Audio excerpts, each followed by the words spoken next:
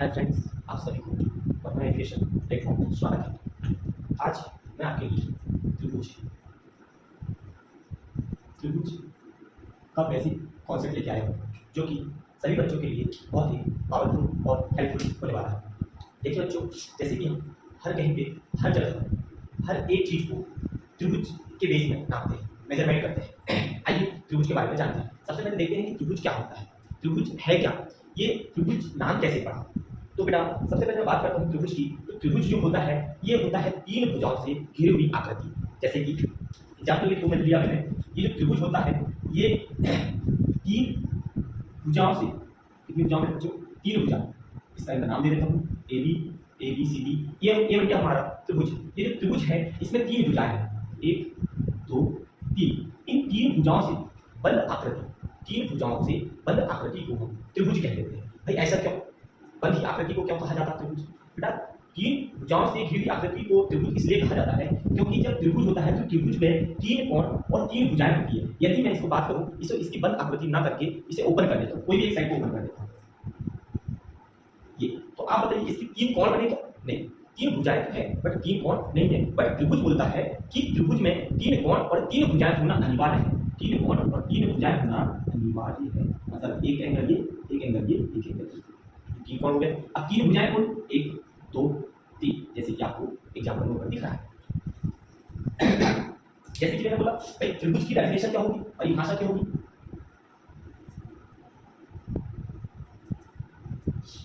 परिभाषा क्या होगी त्रिभुज की?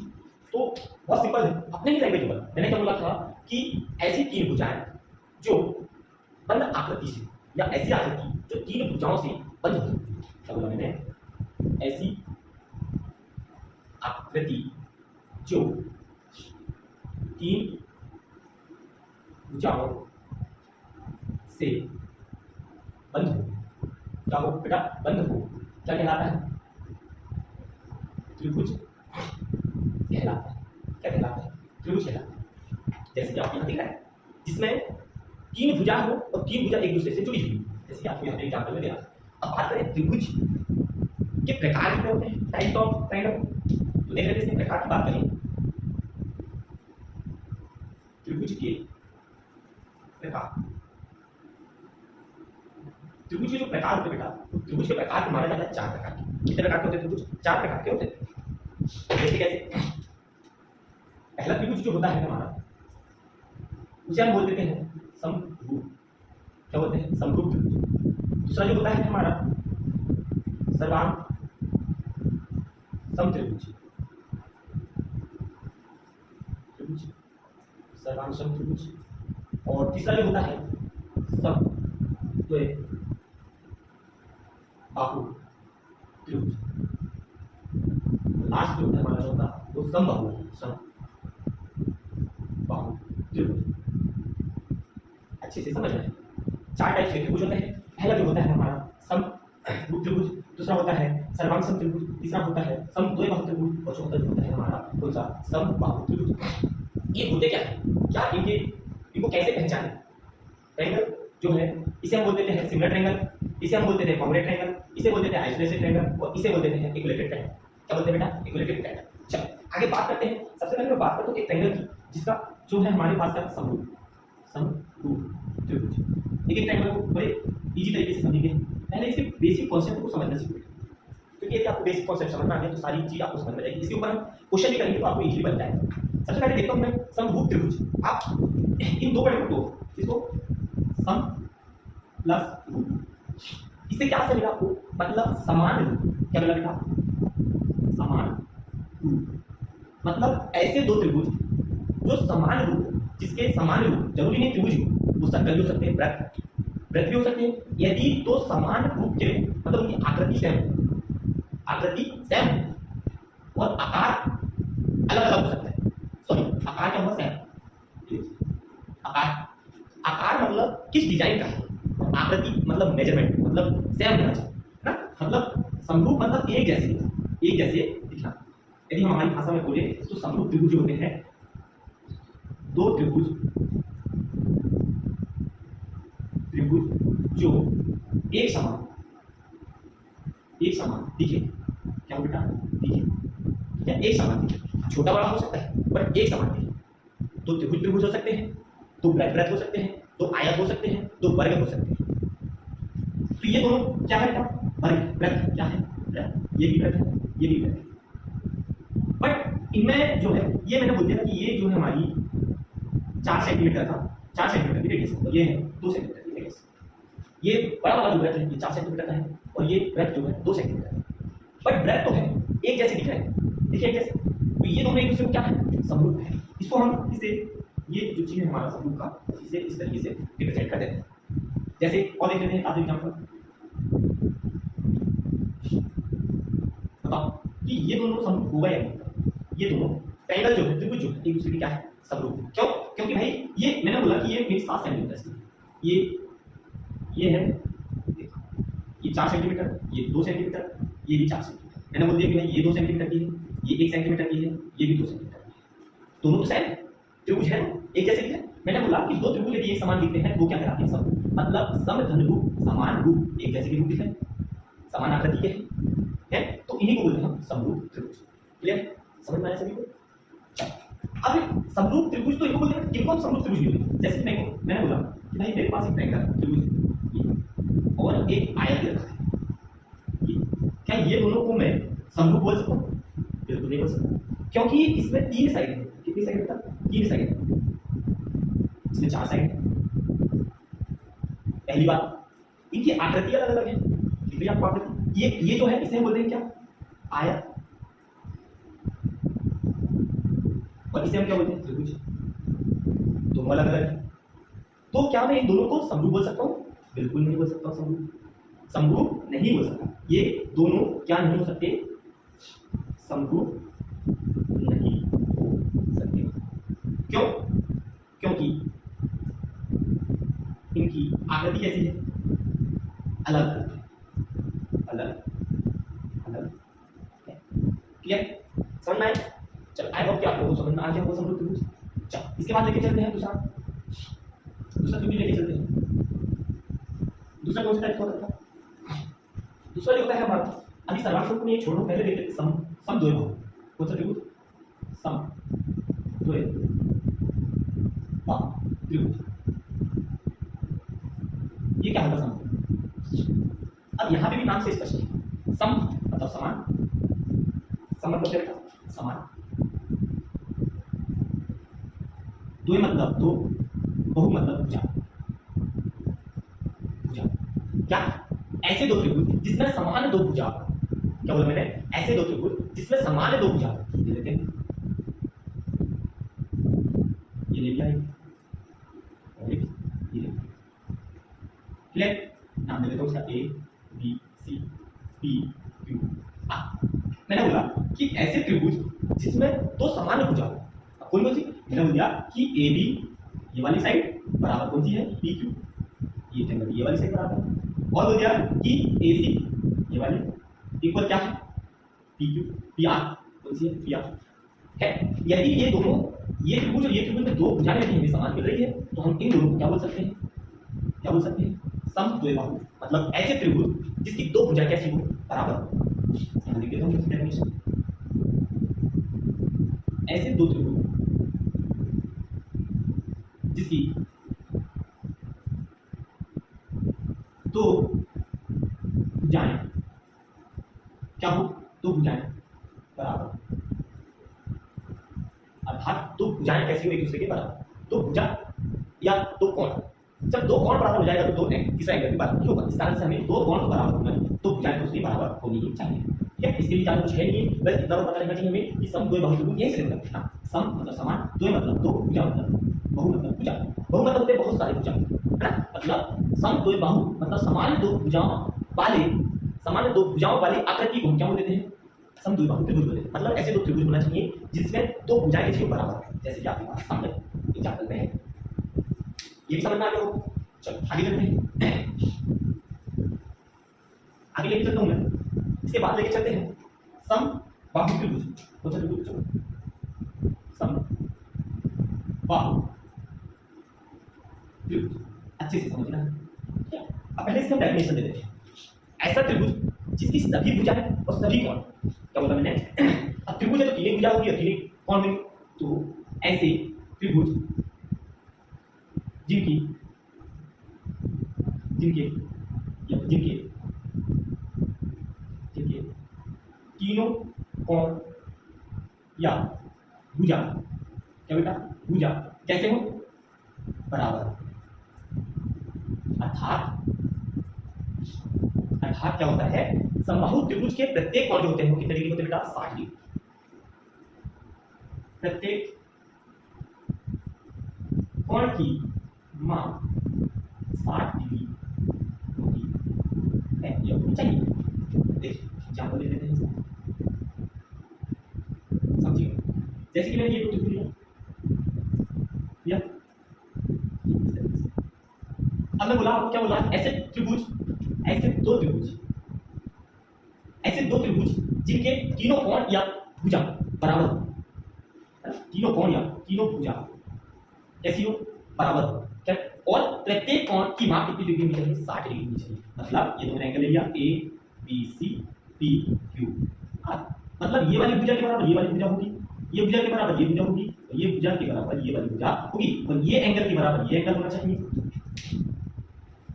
ये एंगल के बराबर ये एंगल होना चाहिए, और आपका ये एंगल के बराबर ये वाला एंगल होना चाहिए। जरूरी नहीं कि ये एंगल के बराबर, बट तीनों एंगल एक दूसरे के बराबर, मतलब प्रत्येक एंगल जो होगा एक दूसरे के कितने डिग्री पे होगा, 60 डिग्री पे होगा। ये जो त्रिभुज है ये एक अकेला भी हो सकता है, मतलब इसे मैं एक में बोल सकता हूँ, ऐसे नहीं कि दो त्रिभुज बोल सकते हैं लोग। अब ऐसे त्रिभुज जिसके तीनों कोण या तीनों भुजाएं कैसे एक दूसरे के बराबर, प्रत्येक कितने डिग्री का होता है, 60 डिग्री का। कितने डिग्री होता है, 60। क्लियर, मतलब क्वेश्चन डायरेक्ट पूछ लेता है कि ऐसे त्रिभुज जिसके प्रत्येक कोण की माप 60 डिग्री होती है खलिस्तान कहलाते हैं। जैसे कि 9वीं 10वीं में बहुत सारे क्वेश्चन होते हैं ऐसे, ऐसा त्रिभुज जिसकी माप प्रत्येक कोण, ऐसे त्रिभुज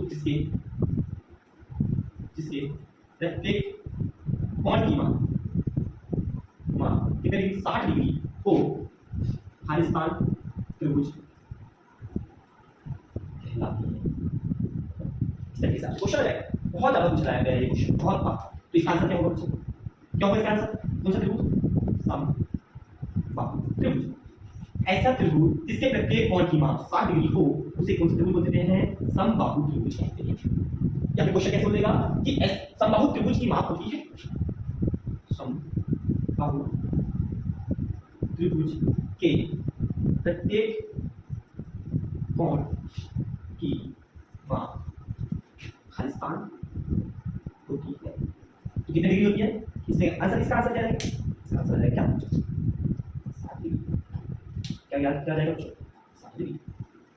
क्लियर है, दो चीजों में हमारे सबसे पहले देखा मैंने समरूप त्रिभुज, ऐसे दो त्रिभुज जिसके समान दिखे, या त्रिभुज हो, आयत हो, वर्ग हो या चतुर्भुज हो, एक दूसरे के समान दिखना चाहिए। छोटा बड़ा हो सकता है, पर एक जैसे दिखना चाहिए। त्रिभुज है तो दोनों त्रिभुज ही रहेगा, वृत्त है तो दोनों त्रिभुज वृत्त ही रहेगा, आयत है तो दोनों आयत रहेगा, दोनों वर्ग है तो दोनों वर्ग ही रहेंगे, मतलब सेम दिखना चाहिए, छोटे बड़े साइज हो सकते हैं। इसके बाद देखा मैंने क्या, समद्विबाहु मतलब ऐसी दो आकृतियां जिसमें दो भुजा बराबर हो, ऐसे दो त्रिभुज जिनमें दो भुजा बराबर हो, क्या कहलाते हैं, समबाहु त्रिभुज। समद्विबाहु पर अब समबाहु त्रिभुज में मैंने क्या बताया कि ऐसे त्रिभुज जिनके तीनों कोण या तीनों भुजा, क्या बोला, तीनों कोण या तीनों भुजा एक दूसरे कैसे बराबर होंगे, और इनके प्रत्येक कोण का माप कितना होता है बेटा, 60 डिग्री। जिस तरीके से इसके दो क्वेश्चन बहुत ज्यादा पूछे जाते हैं, ये दो क्वेश्चन बहुत ज्यादा पूछे जाते हैं कि ऐसे त्रिभुज जिसके प्रत्येक कोण की माप 60 डिग्री होती है कौन सा त्रिभुज कहलाता है, कौन सा कहलाएगा, समबाहु त्रिभुज। और कभी पूछ लेता है समबाहु त्रिभुज के प्रत्येक कोण की माप कितनी होती है, तो 60 डिग्री का होता है। क्लियर है, आई होप कि आप लोगों को सभी को अच्छे से समझ में आया होगा। चलो इसके बाद लेके चलते हैं सर्वांग त्रिभुज। कौन सा बच्चों, सर्वांग त्रिभुज। अब ये क्या होता है समझना अच्छे से, एक लास्ट बचा है हमारे पास सर्वांग त्रिभुज।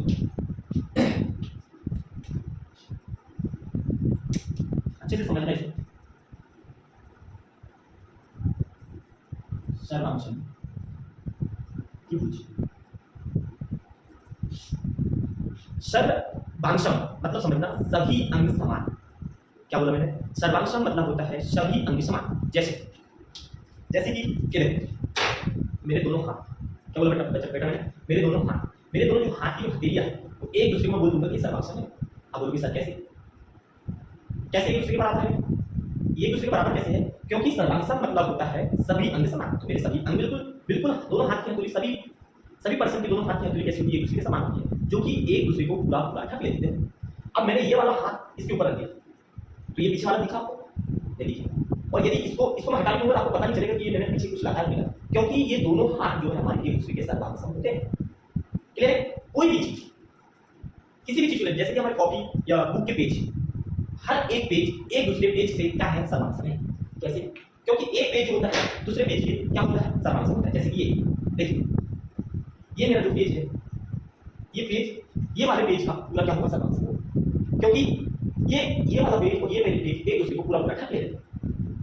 तो इससे हमें क्या पता हुआ, क्या पता चला कि सर्वांग त्रिभुज क्या होते हैं? ऐसे त्रिभुज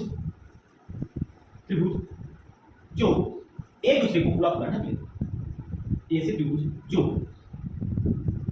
एक दूसरे को क्या कर लेते? पूरा पूरा ढक लेते। क्लियर? ऐसे दो त्रिभुज जो एक दूसरे को पूरा पूरा क्या कर ले? ढक ले। जैसे ये कोई भी चीज, दो वृत्त हो, दो, और इसे हम ये चीज से कर सकते हैं, जिसे हम सर्वांग समकोण बोलते हैं। क्लियर? तो मैंने बोला कि A B C P Q, या फिर ऐसे इसको एक ही त्रिभुज रखिए।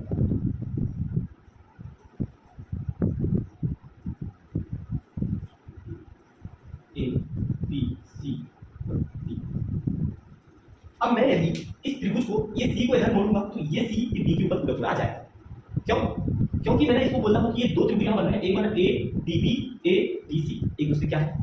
कॉम्प्लेक्स है, सर्वांग है। सर्वांग है एक दूसरे के सर्वांग होगा, तो ये वाला कौन है? इस वाले को पूरा पूरा ढक लेगा, एंगल डी को एंगल डी ढक लेगा।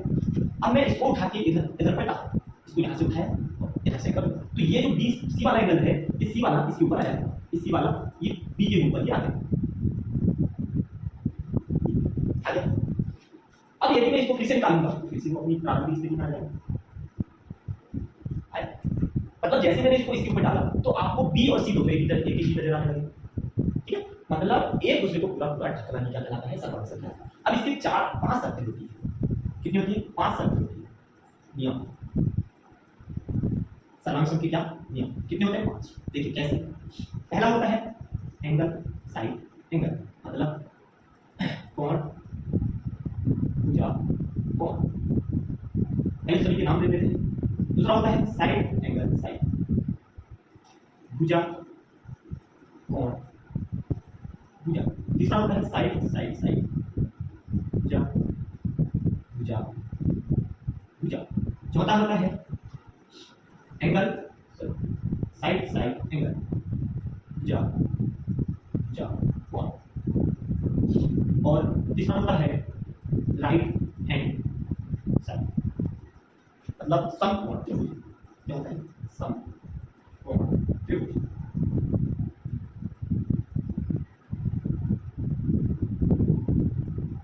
समकोण त्रिभुज ये 3 होते हैं, राइट हैंड साइड, मतलब समकोण त्रिभुज है। तो दो एक समकोण त्रिभुज है, दो एक दूसरे कैसे होते हैं? कैसे होते हैं? समान से होते हैं। अब देखो ये है क्या? हमें ये नियम 5 जो नियम है 1 2 3 4 5, इन नियम को समान बोलते हैं। अब जिस दो त्रिभुज में ये नियम लग जाए उनको समान से बोल देते हैं। चलो पहले नियम लगा के देखते हैं। मैंने ये दो नियम, दो त्रिभुज ले लिया,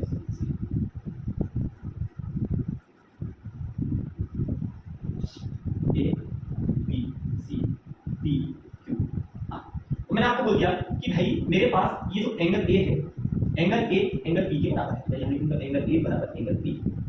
क्लियर? और मेरे को किसी ने बताया कि एंगल सी जो है आपका, एंगल आर के बराबर है। एंगल सी बराबर एंगल आर। और ये जो दोनों के बीच की भुजा ये वाला, ये एक दूसरे की कैसी बराबर है, तो मैं बोलूंगा ए सी बराबर पी आर। तीनों एक दूसरे के बराबर हुए। देखो एंगल ए बराबर एंगल पी, एंगल सी बराबर एंगल आर, और एंगल भुजा ए बी बराबर थीटा है। तो मैं बोल सकता हूँ कि ए बी सी क्या होगा? ये जो त्रिभुज है ये क्या होगा? सर्वांश होगा त्रिभुज ए बी क्यू आर। कौन सा रूल लगेगा इसमें? कौन सा रूल लग जाएगा? एंगल साइड एंगल, मतलब angle side angle, angle side angle. Clear है? इसी तरीके से आप साइड एंगल से, मतलब यहाँ पे दो दो साइड इक्वल है, एक ये वाला ये दो। अब यहाँ से ये एंगल लग जाएगा ये वाला, तो इसको अब ये दोनों त्रिभुज में कौन सा नियम लग जाएगा, सेकंड वाला लग जाएगा, क्योंकि दो भुजाओं के बीच में एक कोण है। अभी दो कोण के बीच में एक भुजा है, इससे पहले जो लिखा था मैंने, एक दो कोण थे, उन दोनों कोण के बीच में एक भुजा है, दोनों कोण के बीच में एक भुजा है। अब दो भुजाओं के बीच में इसलिए दो भुजाओं के बीच में जरूरी नहीं आप ये ले सकते हो, ये कोण भी ले सकते हो, आप ये भुजा भी ले सकते हो, ये भुजा ये भी ले सकते हो, कोई भी ले सकते हो, बट भुजा नहीं है। अब भुजा मतलब ये वाली और ये दूसरी ये वाली, तीसरा रूल है ये कोण है ऐसे, ठीक है। ये वाली भुजा बराबर ये वाली भुजा, ये भुजा बराबर ये भुजा, और ये भुजा बराबर ये भुजा हो जाएगी, तो हमारा कौन सा नियम लग जाएगा, भुजा भुजा भुजा, साइड साइड एंगल, मतलब दो साइड और एक एंगल, कोई भी ले लो, ये ले लो, ये ले लो, और ये मतलब side side angle, side side angle, मतलब दो भुजा और एक कोण अलग अलग। देखो अभी दो भुजा एक कोण बीच में था, तो मैंने साइड एंगल साइड लिया, क्योंकि ये जो कोण यहाँ आया था, तो मैंने कौन सा नियम लिया था, साइड एंगल साइड। अब दो इन दोनों बीच में ये साइड नहीं है, एंगल कॉमन नहीं है, अब अलग अलग चला जाएगा, side side angle, side side angle, side side angle, right hand side कौन सा लगेगा, चारों रूल चुके हैं। अब इसी तरीके से एक लास्ट रूल जो बचा है आपका, side right hand side, right hand side का नियम क्या होता है, जैसे समझ ये राइट हैंड साइड का नियम हमेशा 90 डिग्री के एंगल पे रहता है। पहले दोनों A B C B Q R, मतलब एंगल बी और angle Q, angle B equal angle Q, ये कैसे है, 90 डिग्री है, दोनों है 90 डिग्री एक दूसरे के बराबर। तो जब ये 90 ये 90 तो दोनों बराबर हो सकते हैं। अब जब दोनों एक दूसरे के बराबर हैं, मैंने बोला चलो इसी पे होगा, यहाँ मैंने 90 डिग्री लगा दिया और यहाँ देख दिया मैंने क्या, पी क्यू आर एस। अब ये एक दूसरे के बराबर है, क्यों है भाई, एंगल एंगल क्यू, ये वाला एंगल क्यू, इसका पूरा नाम लिखना पड़ेगा, एंगल पी क्यू आर बराबर होगा इसे एंगल पी क्यू एस। ये दोनों एक दूसरे कैसे हैं, अब ये वाले को मैं इधर घुमाऊंगा और क्या है, पी क्यू बराबर पी क्यू, दोनों एक दूसरे के बराबर। ये है, ये आ जाएगी हमारी उभयनिष्ठ भुजा, ये हो जाएगा, ये भी उभयनिष्ठ कोण या इच 90 डिग्री समकोण कह रहे हैं, समकोण, समकोण मतलब 90 डिग्री, ठीक। अब Q जब ये S इसे एक दूसरे को क्या लेगा, ये वाला उठेगा यहाँ से और इसके ऊपर R के ऊपर आ जाएगा, तो ये पूरा एक दूसरे को ढक लेगा, तो वो बोलेगी कि एंगल PQR सर्वांग होगा इसके एंगल PQS। किस नियम से लग जाएगा यहाँ, Y रूल कौन सा लग जाएगा, राइट हैंड साइड। समझ में, आई होप कि आपको आज त्रिभुज के बारे में कुछ थोड़ा बहुत नॉलेज हो चुका होगा। फिर से एक बार बता देता हूं, त्रिभुज क्या होता है, ऐसी आकृति जो तीन भुजाओं से घिरी, कितनी भुजाओं से, तीन भुजाओं से, तीन भुजाओं से घिरी, एक दो तीन भुजाओं से घिरी आकृति या बल आकृति को क्या बोलते हैं, त्रिभुज बोलते हैं। ये यहाँ पे लिखा हुआ है, ऐसी आकृति जो तीन भुजाओं से बद्ध हो उसे क्या बोलते हैं, त्रिभुज बोलते हैं। या ऐसी आकृति जो तीन भुजाओं से घिरी हो, तीन भुजाओं की बद्ध आकृति को क्या बोलते हैं, त्रिभुज बोल देते हैं। ठीक है, त्रिभुज के चार प्रकार होते हैं, समरूप त्रिभुज, सर्वांग त्रिभुज, समद्विबाहु त्रिभुज और समबाहु त्रिभुज। समरूप त्रिभुज क्या होता है, जो एक जैसे दिखे, सर्वांग जो एक दूसरे को पूरा ढक ले, समद्विबाहु जिसमें दो भुजाएं बराबर, और समबाहु मतलब जिसमें सभी भुजाएं और सभी कोण कैसे एक दूसरे के बराबर हो। क्लियर, सभी भुजाएं बराबर ना हो बट सभी कोण बराबर। समबाहु में सभी कोण कैसे होंगे, सभी कोण कैसे बराबर, सभी कोण बराबर, तो कितने 60 डिग्री, कितने 60 डिग्री। आई होप कि आप लोगों को आज त्रिभुज के बारे में थोड़ा नॉलेज हो गया होगा। चल इसके बाद अगली वीडियो मैं इसी तरीके से और नए टॉपिक लेकर आते रहूंगा, इसलिए आप सभी लोग चैनल को सब्सक्राइब करें, बेल आइकन को दबाएं और शेयर करें, ताकि जब भी मैं अगला वीडियो बनाऊं तो आप तक पहुंच जाए। जय हिंद, जय भारत।